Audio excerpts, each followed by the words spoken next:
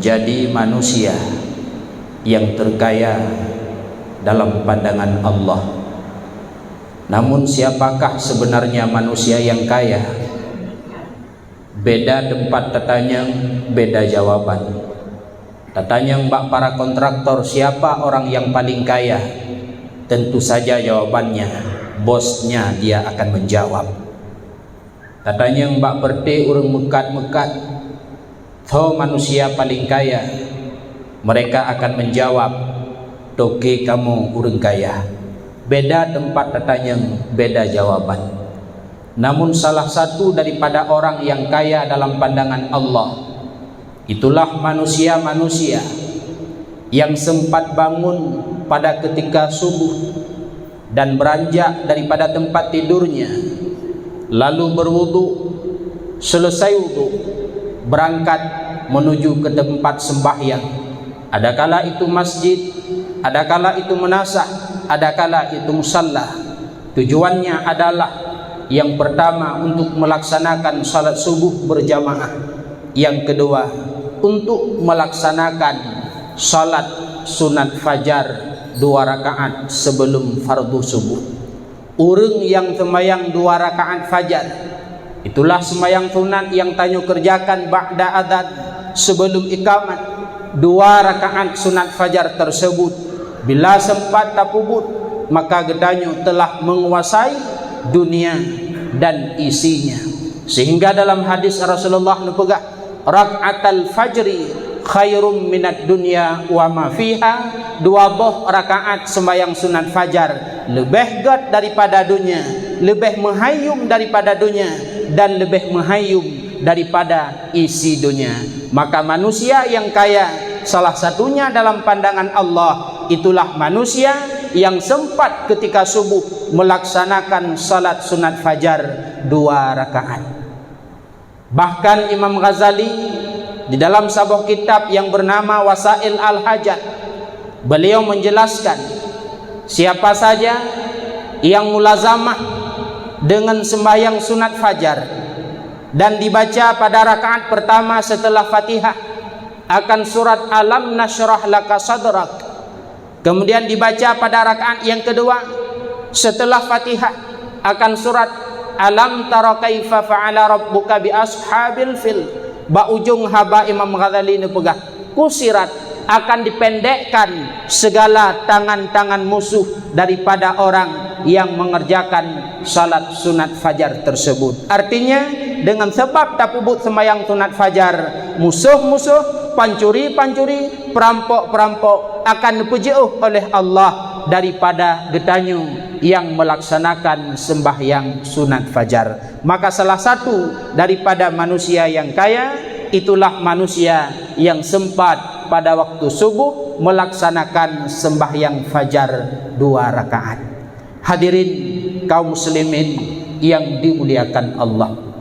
Kemudian gedanyo uronyo ka berada di uro yang keput di dalam bulan Ramadan, di mana bulan Ramadan ka maklum bagi gedanyo bahwa adalah bulan yang cukup mulia, yang dimana di dalamnya Allah memberikan kelebihan-kelebihan yang luar biasa, yang dimana kelebihannya hana nebuh oleh Allah di dalam bulan-bulan yang lain selain Ramadan. Sehingga oleh Rasulullah di dalam sebuah hadis nepegah, lau ta'lamuna ummati ma fi Ramadan la tamannau an takuna sanatu kulluha Ramadan. Seandainya umat lun itu pu kiban kelebihan-kelebihan yang terdapat di dalam bulan Ramadan, la tamannau an takuna sanatu kulluha Ramadan. Sungguh umat lun akan dicita-cita ada wujud butitun Ramadan. Cuman oleh getanya uranyo kelebihan-kelebihan Ramadan mungkin tak tupu, tetapi pakan le getanyo hana tagalak, pakan le getanyo hana ta cita-cita butitun Ramadan. Terkadang jangankan ta cita-cita titun Ramadan, si bulan Allah nejuk Ramadan kepada getanyo murigabu. Padahal getanyo memahami kelebihan yang terdapat di dalam Ramadan. Pakan tanyo hana lagian, mungkin hanya sekedar paham, tapi perasaan getanyo, jiwa getanyo tidak memahami. Hanya sekedar mengilmukan, tetapi jiwa katanya tidak merasai apa yang telah kita ilmukan tentang kelebihan Ramadan. Salah satu kelebihan yang terdapat di dalam bulan Ramadan, ad-du'a'u mustajabah, doa netung oleh Allah. Kemudian kelebihan yang terdapat di dalam Ramadan, al-jannatu mustaqah, syurga rindu terhadap hamba-hamba Allah. Maka karena lagian kelebihan-kelebihan Ramadan, pergunakan kesempatannya untuk beribadah kepada Allah. Pergunakan kesempatan Ramadan untuk muhasabah. Karena salah satu daripada kelebihan Ramadan juga merupakan bulan muhasabah. Sehingga Rasulullah nepegah, hasibu qabla an tuhasabu. Perhitungkanlah dirimu sebelum Allah memperhitungkannya. Artinya getanyo lam udip besering ta muhasabah, besering ta luhrod, besering takalan perjalanan udip yang kau likut. Apakah dalam perjalanan udip yang getanyo le pahala, ataukah dalam perjalanan udip yang kau likut getanyo le tapubut dosa? Apabila getanyo hantam pernah muhasabah, apabila getanyo hantam pernah tafakkur, maka han lemah dosa tersebut engkau mudwa. Karena tafakkur tersebut, muhasabah tersebut, itulah cermin untuk taluh jiwa. Saban juga lagi jasmani gedanyo. Bila terdapat sebuah hal yang kurang bak wajah, taruhlah bak wajah danyo na binte hitam. Binte hitam yang na bak wajah, menyohantam pernah tadang iku cermin binte hitamnya hande. Walau ipegah le urang berangkat sawajit pegah hai tengku, hai cut bang bak wajah drone na binte hitam, bila hana taluh ta eukerot binte hitam yang hantapat deh dengan cara ipu khabar le urang lain. Demikian pula dengan masalah dosa dalam perjalanan udip. Bila getanyo hantam pernah ta muhasabah, bila getanyo hantam pernah tafakkur, maka dosa-dosa yang kali tapubut masa dile han lemah. Maka nepegah at-tafakkuru mir'ah. Tafakkur itu adalah cermin untuk taluh jiwa getanyo. Apalagi terkadang getanyo adalah urang yang alhamdulillah sembahyang limang wate hanapri hantom tinggai, bahkan jamaah. Demikian pula sedekah getanyo juga luar biasa. Soyang truk, soyang merumpok tambah sedekah.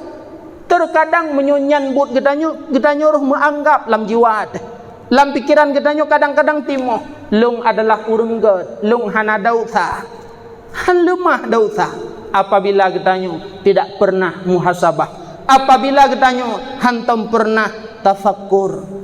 Teman menyuuronyo tafakkur serta muhasabah hidro di rumah mungkin agak payah. Sehingga oleh ulama-ulama gepegat cara, itulah dengan cara tak ikut tarikat Naqsyabandi, yang dimana di dalamnya le ulama-ulama tersebut oleh mursyid-mursyid na gepegat tawajuh. Artinya gepehadap jiwa getanyo dengan Allah supaya nak lemah akan kesalahan dan dosa getanyo. Sehingga menyo di Aceh tempat suluk ataupun tempat tawajuh tersebut, tempat beramal tarikat Naqsyabandi yang paling raya na di Labuhan Haji di kediaman almarhum Abuya Mudawali. Kemudian menyo di Aceh Utara juga na tempat suluk, tempat tawajuh, tempat kediaman almarhum Abu Karimuddin Alubili. Kemudian juga daerah Samalanga juga na tempat tawajuh, tempat suluk, bak tempat-tempat yang ke hamba-hamba Allah yang ditinggalkan aktivitas rumah selama Ramadan, gejak bak tempatnya untuk suluk, untuk tawajuh, untuk gemuhasabah, untuk gesemike terhadap perjalanan udip yang kau likut. Sehingga bila tatawajuh dan tasuluk, getanyo gepeduk lam sabah tempat lam musalla. Ketika tawajuh apabila malam terkadang gepelen lampu dan ge YouTube dro, maka oleh mursyid gepegah di riwayat udip gedanyo, gepimpin oleh mursyid, gekeun oleh mursyid terkadang. Hadirin sekalian, coba gedanyo pikir perjalanan udip gedanyo yang ka uronyo umu 60. Apakah gedanyo le dosa? Apakah gedanyo nasalah dengan Allah? Seandainya getanyo le dosa uronyo, janji Allah truk bak getanyo uronyo wa menghadap Allah, Apakah siap katanya tahu menghadap Allah dengan segala dosa tersebut? Apakah katanya akan getung di hadapan Allah? Apakah katanya akan dijadikan sebagai hamba Allah yang akan tamang dalam syurga? Ataukah katanya akan getulak di hadapan Allah yang akan gesak dalam neraka? Maka ketikanya urang-urang yang lemah hati akan menetes air matanya ketika mengingat perjalanan udip. Saboh titip taruh imata karena tak ingat kesalahan dan dosa. Nepegah necuh apui neraka selama 60 tahun. Maka hadirin sekalian urang syiklun, kalaulah lam udip getanya uronyo hanali tanggung jawab, artinya anak kabeh dah berkahwin, artinya hanale sangkut paut dengan cucu, dan hanale tanggung jawab yang lain. Maka coba kalaulah punya kesempatan dan punya belanja lam Ramadan titun 3 tak berangkat bak tempat-tempat tersebut untuk tak ikut suluk, untuk tak mutawajuh supaya gedanyo hinan lemah akan kesalahan dan dosa. Karena lagi lun pegah bunuh dosanyo handeh apabila hantom pernah talhu, dosanyo han lemah apabila hantom pernah muhasabah dan tafakkur. Kemudian di dalam Ramadan pula legedanyo buta tingkatkan ibadat dibandingkan dengan bulan-bulan yang lain. Apabila Ramadan hanjit ke bulan ke mutamah ibadat, maka hana bulan selain Ramadan bagi ketanyo untuk tatamah ibadat. Lebih-lebih lagi yang ketanyo maklum bahwasanya di dalam Ramadan terdapat saboh malam yang dimana bandingannya laksana 1000 bulan, itulah malam Lailatul Qadar. Lailatul Qadri khairum min alfi syahrin. Malam Lailatul Qadar adalah saboh malam. Bila sempat tak ibadat bak malamnya, saban bandingnya lagi kata ibadat 1000 bulan, yakni 80 tahun. Di mana kondisi malam Lailatul Qadar tersebut, ubena para malaikat netret, tanazzalul malaikatu warruh, malaikat netren warruh beserta malaikat Jibril honja niyak bak rumah-rumah orang mukmin untuk menyampaikan salam kiriman daripada Allah Subhanahu wa taala. Ketika malam Lailatul Qadar, malaikat Jibril netren nepetren put krek bendera. Yang pertama negleng bak kubur Rasulullah, yang kedua negleng bak Masjidil Haram, yang ketiga negleng bak Baitul Muqaddis, yang keempat negleng benderanya di Bukit Tursina. Nejak malaikat Jibril rata rumah orang mukmin dan menyeru, wahai orang-orang mukmin, wahai orang-orang mukminat, nekirim salam kepada gedanyo, salam daripada Allah Subhanahu wa taala. Tentu saja ketika gedanyo mendapat kiriman salam daripada Allah, tanyo adalah manusia yang hebat dalam pandangannya. Tanyo adalah manusia yang hadir dalam pandangan Allah kalaulah tanyo dikirim salam oleh Allah. Contoh perbandingan, legedanyo tengah duduk di rumah ada kursi bak teras, tiba-tiba truk tidra urang ibi salam, assalamualaikum, waalaikumsalam.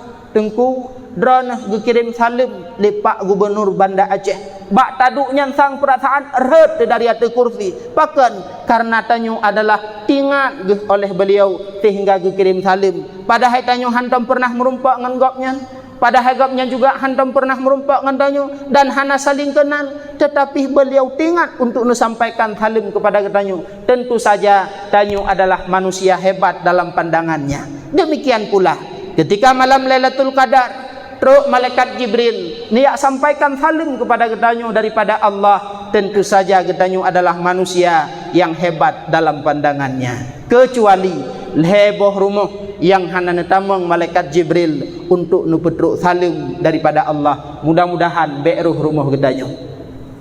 Yang pertama, rumah yang hana netamang malaikat Jibril dan malaikat yang lain bak malam Lailatul Qadar, itulah rumah si mudamminul khamri, orang-orang yang memakai sesuatu yang memabukkan. Apakah itu sabu-sabu ataukah ganja dan lain sebagainya, termasuk rumah-rumah agen sabu-sabu, termasuk rumah-rumah pelindung-pelindung sabu, termasuk rumah-rumah penjual sabu-sabu. Malam Lailatul Qadar hana neja malaikat Jibril untuk menyampaikan salam daripada Allah Subhanahu wa ta'ala. Sabu-sabu maklum bak gedanyo nyan adalah barang yang diharamkan oleh syariat pun diharamkan, oleh negara pun diharamkan. Dan sabu-sabu nyan yang kata tuku hana produksi asli yang na di Aceh, pacit di luar Aceh. Tapi yang menjadi timbul, yang menjadi pertanyaannya, timuh pertanyaan dalam jiwa gedanyo, bagaimanakah sabu-sabu itu bisa sampai ke Aceh? Padahal negara gedanyo negara serba lengkap. Udara ada penjaga, laut ada penjaga, darat pun ada penjaga. Kok bisa sabu-sabu itu masuk ke Aceh? Apakah ilup ratano nyo juga ulun tuan hanamfo? Bahaya. Generasi gedanyo uronyo kebanyakan rusak melalui adalah sabu-sabu. Rumah urang pakai sabu-sabu. Malam Lailatul Qadar hana netameng malaikat dan malaikat Jibril untuk menyampaikan salam daripada Allah. Yang kedua, rumah yang hana nejak malaikat Jibril dan malaikat lain bak malam Lailatul Qadar, itulah rumah si qati'ur rahim, urang yang membengih-bengih sesama saudaranya. Ada ngadun pakai anak ngaurung si hana timang, urang belah no jalan ngan belah deh jalan jid ke membengih-bengih. Putra manfaat dibalik kita nyu membengih-bengih hana, malah yang narugo teh. Mungkin katanya urang biasa hana kendaraan yang put bawah ban, ngan saudara yang na kendaraan put bawah ban yakni motor. Le katanya kata mu pakai tamu bengeh-bengeh. Bak sabah kutika Allah nejuk penyakit kepada katanya. Kalaulah hana bengeh ngaurung je, bisa talake bantu hai bang hai kak nak intat lun saat rumah sakit. Ngan gara-gara katan mu bengeh-bengeh jut kurugo. Ada mede kajit talake motogopnya nyo handa dejut le, terpaksa payah taik decak dan lain sebagainya. Bahkan yang paling luat takalan truk tingkat bengeh itibit haba, mate ka han kujak mate lung bek kajak sojak long ka mate itu. Maka oleh karenanya jaga lam udipnya bek sampai putus hubungan silaturahmi sesama saudara. Dalam sebuah hadis Rasulullah nupegah, apabila sempat tamu bengeh-bengeh sesama muslim lebih daripada al-hawra ura kiamat, jangankan tamang syurga, be syurga han merumpok cum. Padahal dalam riwayat nupegah tercium baunya syurga 500 ton perjalanan segala truk bak syurga kadeh be syurga. Tetapi bagi si qati'ur rahim yang membengih-bengih sesama muslim lebih daripada al-hawra, be syurga yang lagi nyanci tercium bagi urangnya han akan tercium. Qati'ur rahim itulah rumah urangnya malam Lailatul Qadar, malaikat Jibril dan malaikat lain hana nentameng untuk menyampaikan salam daripada Allah Subhanahu wa ta'ala. Kemudian yang ketiga, yang terakhir, rumah yang hana nentameng malaikat Jibril dan malaikat lain bak malam Lailatul Qadar, itulah rumah akilu lahmil khinzir, rumah urang yang pajuh daging babi. Itu adalah kinayah bagi orang-orang yang mengkonsumsi sesuatu yang diharamkan. Makna rumah urang pajuh fibui adalah rumah urang pajuh harta haram, rumah si pemakan riba. Kullu qardin jarabihi naf'an fahuwa riba. Setiap utang yang mengalir manfaat pada utang itu maka itu adalah riba. Mutang peng 1 juta bayu 1 juta riba. Rumah urangnya malam Lailatul Qadar hana netameng malaikat Jibril. Dahlab itulah rumah urang yang pajuh peng suap menyuap, yang pajuh peng boh sertuh, yang pajuh peng harum peng anak yatim dan lain sebagainya, yang usahanya melalui jalan yang haram. Rumah urangnya malam Lailatul Qadar hana truk malaikat Jibril. Dahlab rumah yang hana netameng itulah rumah urang pajuh penghasil daripada permainan judi. Apakah judi yang model awal ataukah judi model baru yang diistilahkan dengan ship. Nyan hasil daripadanya tacok peng tapublo, lalu tacok yang hasilnya tapublo, lalu ngan peng nyan tablo bruh tablo engkut tapuau rumah ipajuh li anak serta keluarga. Gedanyo adalah termasuk keluarga yang mengkonsumsi akan daging babi, malam Lailatul Qadar hanatru malaikat Jibril dan malaikat lain untuk menyampaikan salam. Ijawab di sebahagian urang hanapu tungku betru sari malaikat. Malaikatnya hanatru malik mawat insyaallah tru. Kemudian perleta ingat permainan judiship adalah haram. Dan yang ia tedengku metuah mak metuah terhadap ancaman Rasulullah dalam sebuah hadis, yamutu kullu insan alama asya alaih. Nyo ingat fikrah, yamutu kullu insan alama asya alaih. Manusia akan mati di atas kebiasaan hidupnya. Manusia akan mati di atas kebiasaan udip. Kalaulah udip taat, insyaallah akan mati lam taat. Sehingga nyata takalan gure-gure katanya, ulama-ulama katanya, yang kebiasaannya dalam beribadat, maka meninggal pun dalam ibadat. Nah ulama yang meninggal tengah sujud, nah ulama yang meninggal tengah baca khutbah, nah ulama yang meninggal tengah sumubut. Pakat itulah nepegah dari Rasulullah, manusia akan mati di atas kebiasaan udip. Demikian pula sebaliknya, orang yang biasa dalam keadaan maksiat, dia pun akan mati di atas maksiat. Maka di dalam kitab Al-Kabair, seorang ulama bernama Imam Mujahid radhiyallahu an menceritakan dua masalah. Yang pertama, kejadian ataupun masalah yang beliau ceritakan tentang meninggal hidro urang yang jib arak yang jib khamar. Ketika meninggal urang yang jib khamar, bedah hidro urang dipintat, diputalkin dengan kalimat la ilaha illallah. Putra yang itibit bababah si peminum arak tersebut, usyrub, usyrub, usyrub, minumlah, minumlah, minumlah. Pekenyan bahasa itibit itu, karenanya kebiasaan udip. Ho yang ijib arak, iputaba, nejib idron, nejib, nejib, nejib. Maka wate mate wate gepintat leureng akan itibit juga. Itulah bahasa nejib, usyrub, usyrub, usyrub. Kemudian masalah yang kedua, kejadian yang kedua. Meninggal urang main syatranji, sejenis permainan sekak, ludo dan lain sebagainya. Bedah tidak urang pintat putalkin dengan kalimat la ilaha illallah. Itibit bababah urangnya syahaka, syahaka, syahaka. Artinya menyebahasa katanya gudakah, pionkah dan lain sebagainya. Pakan karena itu bahasa yang sering itibit bababah watai pesuk sekak, watai pesuk ludo. Demikian pula uronyo awak mengenship putra bak babahji hana lebih daripada bahasa saboh be, hana lebih daripada bahasa saboh de, hana lebih daripada bahasa skater. Kalaulah hana taubat daripadanya mak metuah tungku metuah tak dekedi abeh umum bedah urung si pintat hai anu takun la ilaha illallah han mustahil kuitibit bak babah skater mak. Han mustahil kitibit bak babah watai pintat saboh be ya.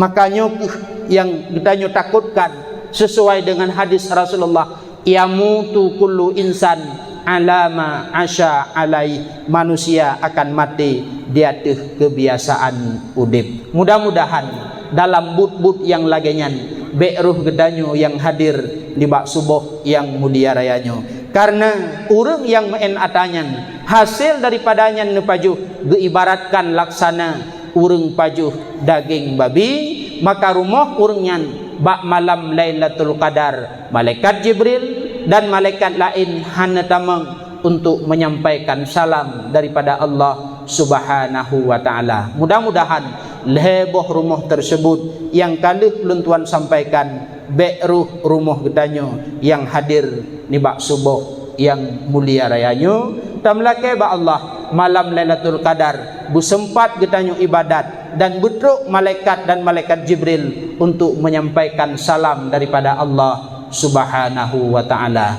Amin amin ya rabbal alamin. Wallahu a'lam bissawab. Demikianlah sekilas ilmu yang dapat ulun tuan sampaikan di bak subuh yang mulia rayanyo. Putra yang kau ulun tuan pegah, mudah-mudahan jid ke ilmu peingat terutama untuk pribadi ulun tuan yang menyampaikan dan hendak kiranya kepada hadirin sekalian. Terima kasih atas segala perhatian. Mohon maaf atas segala kekurangan. Akhirul kalam. Assalamualaikum warahmatullahi wabarakatuh.